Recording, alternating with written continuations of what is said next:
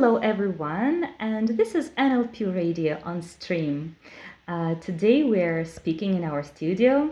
Alexander Gerasimov, hello Hello, Alexander. hello. Me, Olga Sarkisova, a linguist and a radio presenter. And Eugen Popa is in our studio. Hello Evgeny. Hello. We are very glad to have you here again and again. You have already become our usual guest. Thank you so much. To be so. Thank you. Thank you for coming. Lastly, we discussed resource therapy, working with parts, and today we'll touch upon a topic very subtle, very delicate, very controversial, a topic of hypnosis. So let's discuss hypnosis, shall we? Sure. So hypnosis, because I got into hypnosis because it was so, mystical almost, and so wow, you can do so much stuff. And normally people have this idea that you have to have special powers, you have to have a gift to do hypnosis, and then of course I was mystified by hypnosis and what I could see on TV and in the shows and so on. And I wanted to do that. I was lured by the power of the mind to have over other people. Now, that's not the case anymore. And the more I studied hypnosis, the more I realized that it's actually very easy to do and it's very simple to use if you know just a very few things, a very few ideas, if you have like the basic knowledge on hypnosis.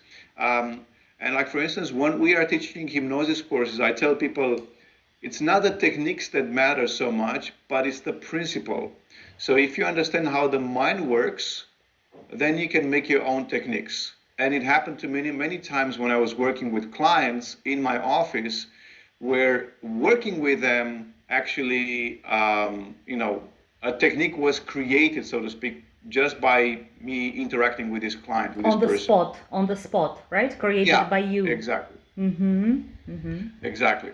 So, one of the important principles when it comes to working with hypnosis, and some of the misconceptions that people have, is that when you do hypnosis, people have to be, to let go of their control, and they have to be subjugated by you, and you have power over them, and so on and so forth. And that's not the case, really, not really the case.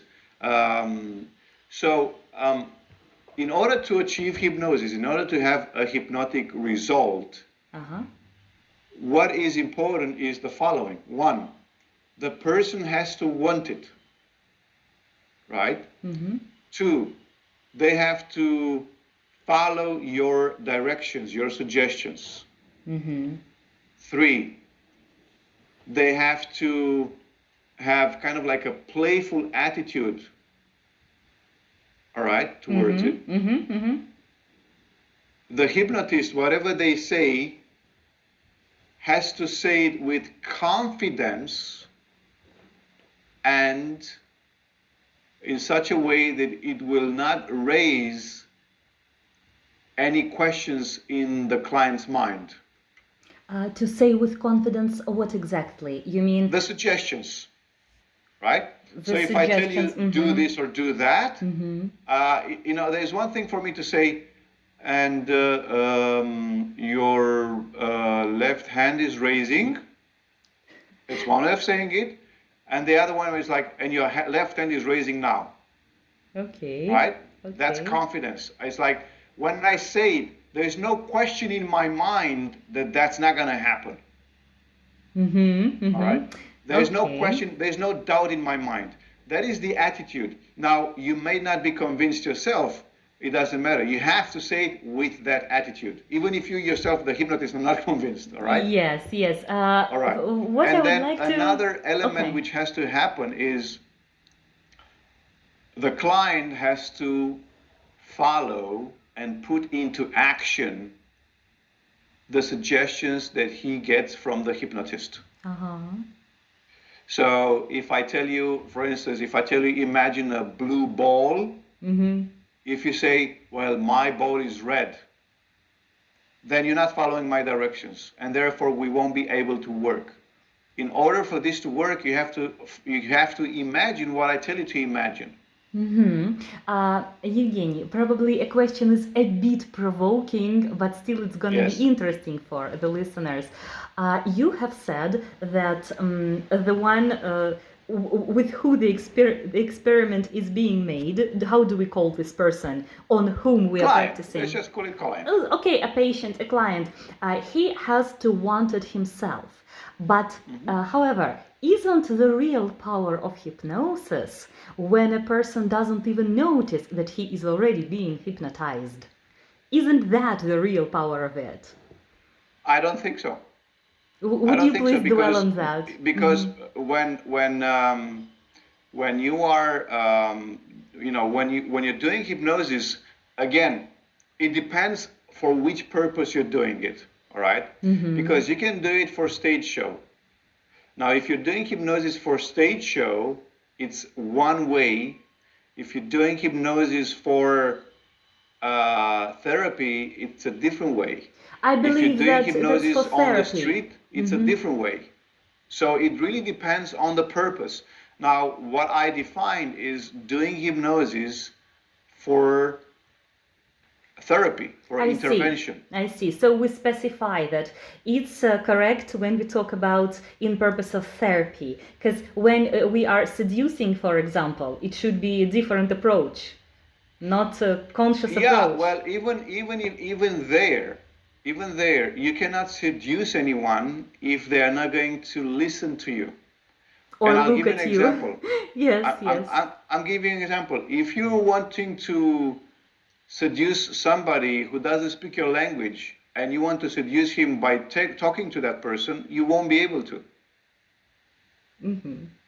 Because it's like I'm talking to you, but you understand nothing from what I'm saying. So how can I seduce you? Voice, timbre of voice. Well, just voice, but that's not enough, right? I see what you mean. You know, it's like if in seducing here, basically, let's change the word seducing into influencing, right? Yeah. So I want to influence you to go to the nearest train station close to your home, right?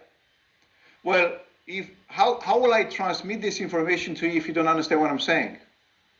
I won't be able to, right? Okay. And that's the same thing with hypnosis.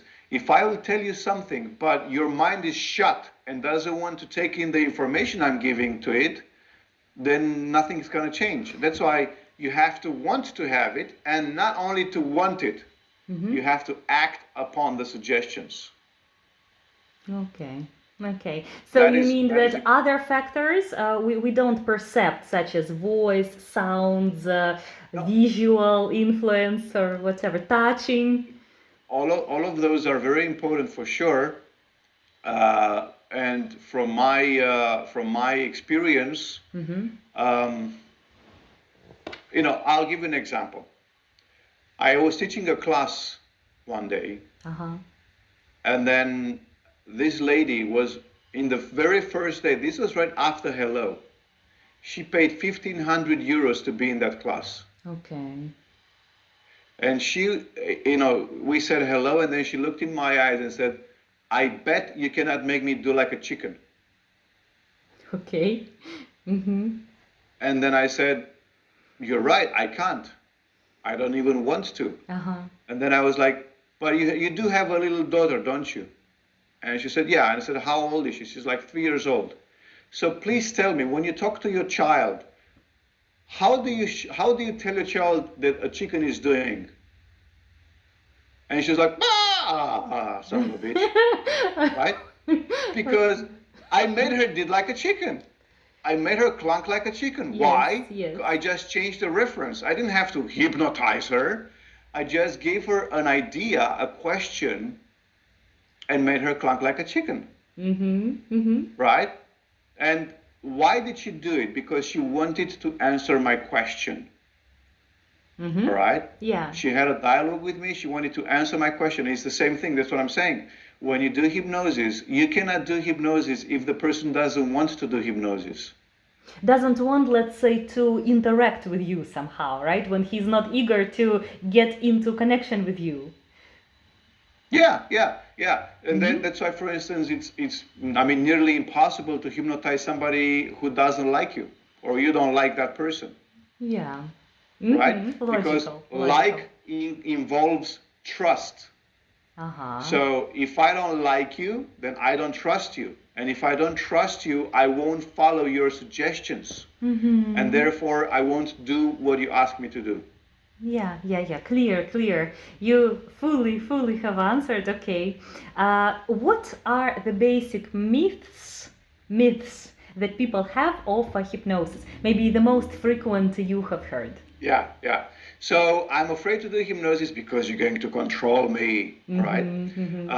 So basically, the fear of losing control. That is, one of the most common myths. And I tell people, well, if you already had control, you wouldn't be talking to me right now. Because you are here talking to me because you don't have control over yourself or over your life. You have a problem with yourself or your life, and therefore you don't have control. If you could have control, you wouldn't be here. You would fix it yourself. You cannot fix it yourself, and therefore you came to me. So you came to me to help you regain control, which you don't have. All right? Another one is, I'm afraid you're gonna hear my dark secrets. You're gonna make me tell all your secrets. And then I tell them, for instance, it is impossible for me to ask you your secrets if you don't want to tell me your secrets, simply because the main purpose of the subconscious mind is that of protecting you. And for instance, when you do hypnosis in, like for police work, you don't do hypnosis with the accused. You do hypnosis with a witness or with the victim, not with the accused. Why? Because if the subconscious job is to protect you, it will protect you even better when you're in a state of hypnosis, because there will be no more barriers from the conscious mind. Okay. Right?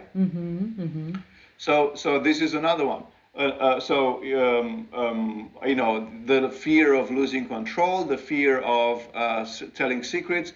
Another fear is, I'm afraid I'm not going to wake up from it. Oh my And God. I always like this one. I looked them in the eyes and I said, that's right, you never wake up from hypnosis. And they're like, oh my God. And I said, because the only thing you can wake up from is sleep. And when you're in hypnosis, you're not asleep. Basically, we have different states of mind. We have state of consciousness, when you're aware, when you're conscious, like right now, I hope. You have a state of sleep, you have a state of coma, you have a state of meditation, and you have a state of hypnosis. And they're all different. So telling me that I'm afraid I'm not going to wake up from hypnosis is like telling me I'm afraid I'm not going to wake up from my state of awareness. It's the same thing. You can only wake up from sleep. You cannot wake up from meditation. You cannot wake up from awareness. You can only wake up from sleep. So people who are saying, I'm afraid to do hypnosis because I'm afraid I'm not going to wake up, basically I say, you won't be asleep, so therefore there's no need for you to wake up, because you'll be conscious. And I tell them, when we do hypnosis, you always make a decision, and you have to make this decision before we start. And I say this, you've come to me because you want me to help you. I'm like a GPS. And I will tell you, go to the left, go to the right, go to the left, go to the right. If you don't listen to me, I won't be able to help you. If you lie to me, I won't be able to help you. Yeah, that's a great metaphor. I only work with the information you give me. If you don't follow my guidance, then I cannot help you. So me being a GPS will not force you how to drive. You take the decision. And it's the same thing when we do hypnosis. So what I tell them is this. You have a choice to make right now. You either listen to me and what I tell you to do, or you listen to your mind. Now, you've been listening to your mind until now, and look what problems you have. Maybe it's time to change that. So if you want me to help you, listen to me. Your mind can talk. Don't listen to it. Just follow what I say. while your mind is talking in the background. Okay. So fears of being revealed, of being made to open all the secrets, and of losing control, right? So those are the basic fears. And fear not waking up. Not to wake up, yeah. Fear not Okay. waking up from the experience they have. That's like a big one right there, Yes. right? And Okay. yeah, so these are like the basic fears that people would have when it comes to hypnosis.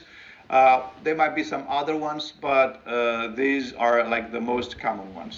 Evgeny, what is actually the basic purpose of getting someone into the state of hypnosis? What can it be done for? How effective is this actually? Let's talk in this direction. Sure. So hypnosis is just a tool. You could ask me, what is the purpose of a hammer or of a knife or of a tractor?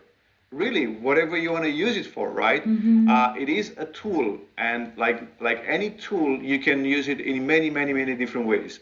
I would say it's a very effective tool because it doesn't deal with the surface; it deals with the deep level, with the unconscious mind, and that is where the problem comes from.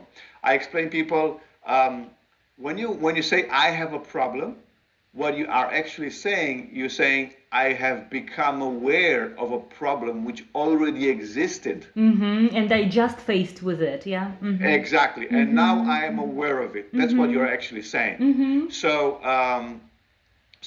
knowing this, Einstein said you can never solve a problem. The solution to a problem is never at the same level with the problem. Right? So because we know that whatever problem the client is faced with, it's a surface issue, and the solution is not here. The solution is under. Yeah. We have to go under to find that solution. And so this is what you do when you use hypnosis. You go at the deeper level, and there you can find how you can help this person and help them have the results they want. Okay, talking about helping the one who has arrived, are there any special types of people who are impossible to hypnotize, or maybe extremely hard? What types of people are those? People who don't want to be hypnotized. Is this only one criteria, or maybe some other characteristics of them? The other. So people who don't want to be hypnotized, they will not be hypnotized simply because in order to be hypnotized, you have to follow the guidance. And if I don't want to be hypnotized, I will not follow the guidance. Okay. And the single most, the biggest factor to stop a person from being hypnotized is fear. His fear in front of... Yeah, his fear. He will feel some sort of a fear. So fear that I'm losing control, any type of fear. So fear is preventing people from being hypnotized. All right? From getting into so that's why before you do a hypnosis session, you actually explain first, how this is working, what's going to happen, and so on and so forth. Because this pre-talk, as it is called, the talk before the talk, so to speak, it is meant to clear away the fears, and it is it is meant to help the person understand what is going to happen. Okay, Evgeny, let's imagine he has already come. Okay, he wants, or he thinks that he wants to solve a problem, and he has already come, and he is pleading you, please help, I need this. But still he experiences problems getting into the state. What do you usually do? What do you usually do in such cases? What I normally do, I just tell them this, think of it as a game. Playful attitude, do it, which you say. Yeah, do it like a child would do it. Do it with an open attitude that we are just having a game, we are playing, and whatever happens will happen, and it's not a big thing, and just do it playfully. And by doing so, you take the conscious mind away and let the subconscious come out and play. All right? But that is the easiest way to make this happen. Like I said, I don't believe in people cannot be hypnotized, especially people who say, and this is a bit of a trick of the mind, people say, you cannot hypnotize me, my mind is too strong. Right? And I said, well, actually, hypnosis only works with very intelligent people. Because only an intelligent person will be able to understand the simple explanations and guidance I give them. I see. But I'm sure this is not going to be your problem, is it? I'm wondering what sleight of mouth pattern is it? What sleight of mouth pattern? When you said only intelligent can be influenced by that. It slips my mind. I'm totally into hypnosis at this point. But let me ask I know what you mean, Alexander, yeah. our expert on this.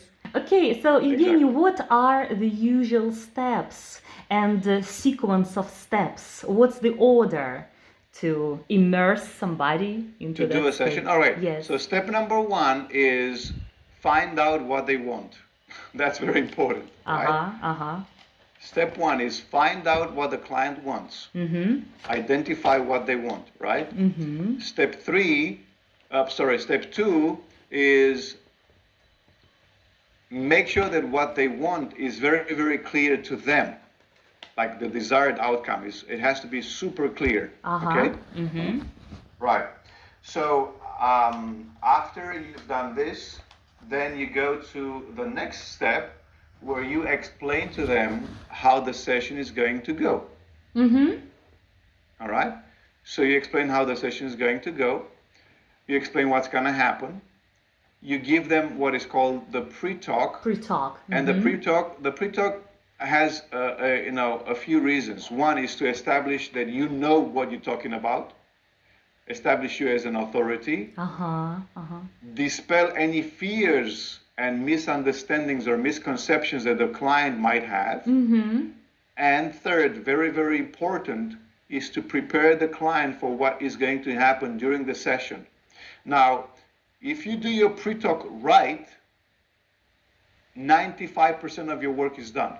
Such kind of a preventive measure, a preventive step is extremely important here. Not only that, but like for instance, when I do a pre-talk, I'll tell the client, so we're going to start working now, and I'm going to ask you to do X, Y, Z, and you are going to do X, Y, Z, and then I'm going to ask you to do so and so and so, and it's going to happen this way. So basically what I do, I pre-program them on what to do when we do the session. Yeah.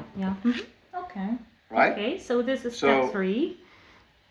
Yeah, and then after this, then we start with the session. We do an induction, hypnotic induction, and basically induction means you take a person from the day-to-day normal state of being into a state of hypnosis, right? So you do an induction, then you maybe do a technique or techniques to deepen the state of trance. Right? To deepen the state of trance. If you need to, you don't have to all the time, but sometimes it is a good idea to do it. And then after you've done that, then you can start working on the issue. Now, when you start working on the issue, it can be that you just give direct suggestions, or if it needs be, you can do, parts therapy, you can do regression, you can do, whatever other, situation are calling for. Regression, it's kind of a branch, kind of a direction aside from hypnosis, or kind of almost the same as it? Regression is a tool inside of hypnosis. It is not used only with hypnosis, but it became famous with hypnosis. And regression is a very simple process that you can use to, go back in time to find the source of a problem, the cause of a problem that the client is having. So once you found the cause, the source of the problem, Yeah. when you found it, then you can start working on it and start fixing it. And what is important to say here is that it's never the situation that is causing the problem the client has. It's not because XYZ said or did something, or because this event happened. It's never the situation. It's always my interpretation of that situation. Okay? So when you do regression, what you actually are doing, you're going back in time to a situation or event where something happened which you interpreted in a certain way, and it is that interpretation which is causing the problem that you're having today. So to change your attitude, your interpretation to that, that's the idea, right? To change a person's interpretation. Exactly. When you do it, when you do that, you're suddenly not affected by it anymore. That is very important. From what I remember, people having gone through this technique experience a lot of pain, tears, and so on. And I don't know why I associate it with a lot of something very negative experience. Maybe specialists have done it wrongly. I don't know. It doesn't have to be this way. I mean, one idea which I always find with clients, with people, not with clients, with people in general, is that whatever transformation they need to have, they think that it has to be painful and it has to take a long time for that transformation to occur. And that's not true. Richard Bandler was saying that if people got a phobia in a second, why do they have to have 5 years to get rid of that phobia? They can also get rid of it in a second. Phobia, yes. I have heard about changes. How soon could changes be? And from what I know, that it depends on the map of the person. How big is the map? Really? The speed of changes depends on the map. Again, it's partially true from my perspective. One of the things I come to realize is that people,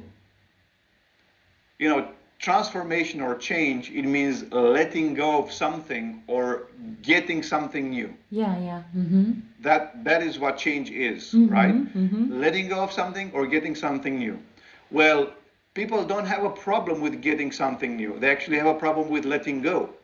Okay.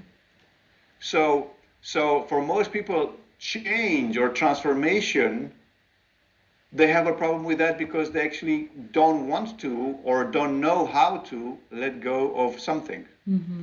So when you work with them, you actually help them to let go of that something. Sometimes they just need to hear it from somebody else in order to make that step, right? Because they are not an authority in their own mind. They need somebody from outside to come and tell them, right? But that is what change is. Change is letting go. If you let go, you'll change. Most people don't know that, and people who know that, they don't know how to do it. Okay, right. Anything else maybe essential, vital to be said about hypnosis? Because for me, we have mentioned a lot. Yeah, well, I think one of the things I always like to say is that there's only one cause for all problems people have. There's only one cause, and that is people take themselves too seriously. So if you could treat your problem not so serious, then you could change much faster and you won't have to suffer so much. So many people, they are not actually ready to let go of a problem because they feel entitled to have that problem. And if I feel entitled, there's this weird feeling that I have a power over you, right? And so me letting go of this entitlement, it means me letting go over the power I have over you. Or It means me letting go of an excuse, which has helped me so much until today. Yes, So yes, yes. if Which I was want a to stop having supportive this problem, I construction. have to let go of the excuse as well. Well, I'm not ready to do that, so then I won't let go of the problem. It's easier said than done usually with people. Yeah, okay. Yeah, the more attached you are to the status quo, the harder it is. Yes. Well, thank you very much. A lot of information, very intense. The density is very high. We need to digest that, put into steps. Thank you so much, Evgeny. Thank you. Thank you for everything. It's been a pleasure as always. Okay, so we will definitely invite you sometime again. Thank Absolutely. you. Thank you. Bye. Thank you. Bye.